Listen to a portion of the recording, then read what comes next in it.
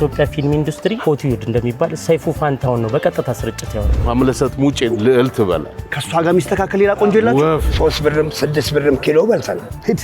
ምን ነው እኔ ልክ ነህ አጠፋው። ምን ነው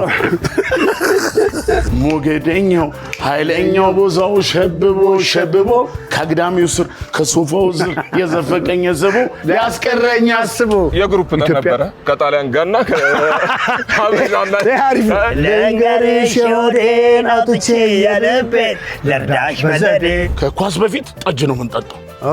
ከምላስ ላይ ምራቅ የሚሰርቅ ማለት እውነት 60 ስንት ማመጣ ጥሩ ነው። 2 ከ60 ጠፋው ጥዬ ሙሉ ዓለም ጌታቸው ዘፋኝ ነበር እና ዳዊት ጽጌም የዚህ ሰፈር ልጅ ነው። ኪነትና ቅጥነት ከቤታችን ነው። ቁጭ ብለው ሲነሱ ቀሚሳቸውን ቡጭቅ ያረጉ ነበር እንዴ